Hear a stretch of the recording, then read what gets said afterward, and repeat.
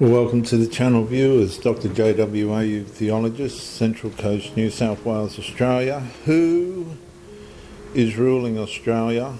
A political behavioural analysis. A quick apology for the last episode. Got off outline, but I'm sure it benefited many listeners. My apology, I hope you accept it. Episode 32. When Australians started realising the system expanded where moral formation collapsed. In the previous episode, viewers, I examined how weakened households enlarged institutional jurisdiction by falling and failing to form morally grounded citizens. Well, this episode exposes the deeper source beneath that expansion. Deliberate institutional severance from God as the highest restraint upon human authority. You see, at first the severance appeared intellectual. Modernisation, neutrality, plurality, administrative fairness, institutional progress. Australians were told public systems could remain morally stable while quietly removing divine sovereignty authority from their operating consciousness. Then slowly, another recognition began surfacing beneath the national exhaustion. Institutions did not merely forget God, they learned to function as though no higher authority stood above themselves. And that shift matters enormously. It's happened in Australia now. And again, I reference Tickle versus Giggle. The mask slipped completely, where the institutions thought that they could teach God what he created. But nevertheless, because once God is removed from institutional consciousness, power does not become neutral. It becomes self-referential. The system begins measuring itself by its own language, its own procedures, its own frameworks, its own moral definitions, and its own capacity to manage public reaction. And that is where constitutional destabilisation begins. Australia's inherited Christian constitutional memory assumed human authority required restraint because human power is fallen, limited, and morally unsafe when left answerable only to itself. Law was not meant to become whatever institutions could administratively justify. Freedom was not meant to survive only as approved behaviour. Conscience was not meant to exist beneath procedural permission.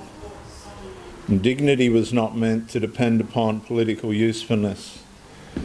And when divine sovereignty and its restraint is severed, the institution slowly assumes the place of moral interpreter.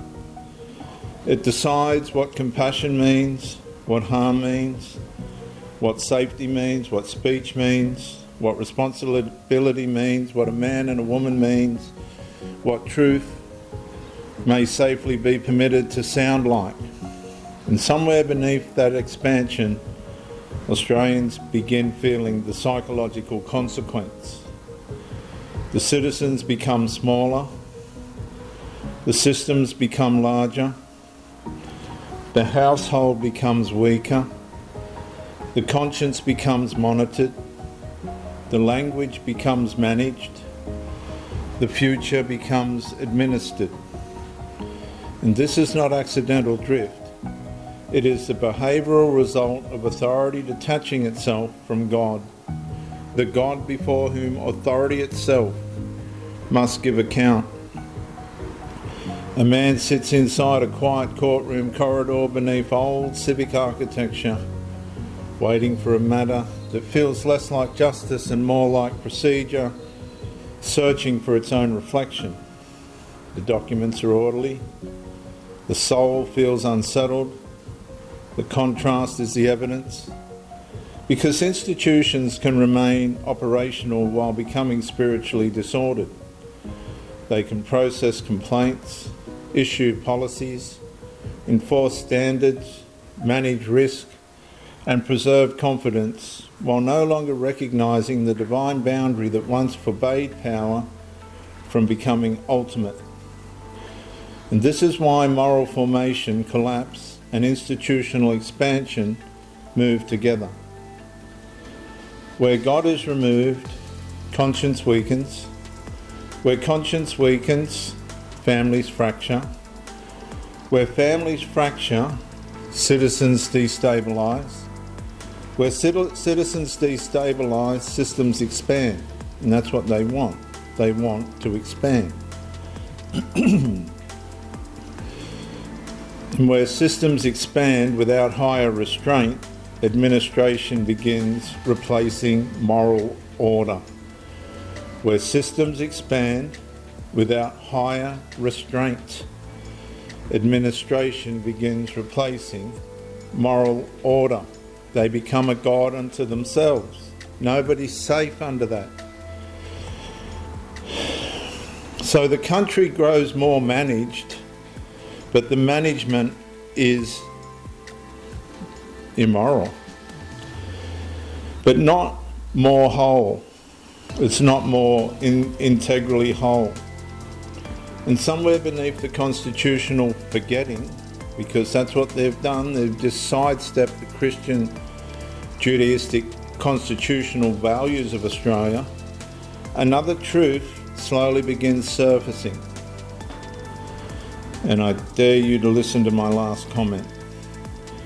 A nation becomes progressively governable when institutions sever themselves from God, because once divine authority is removed, human authority begins expanding into every space where moral formation used to restrain it. And I'm going to read that again. It's beautiful. Australia, listen.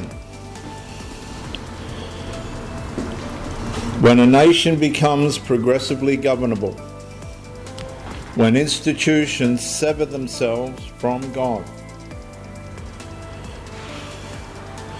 because once divine authority is removed, human authority begins expanding into every space where moral formation used to restrain it. And I pray you can grasp what I just said, because that's exactly where Australia is right now. The mask has slipped. I'm Dr. J.W. Ayub, theologist since 1994. When Australians started seeing administration trying to replace moral order, that's our next episode. I'll see you then.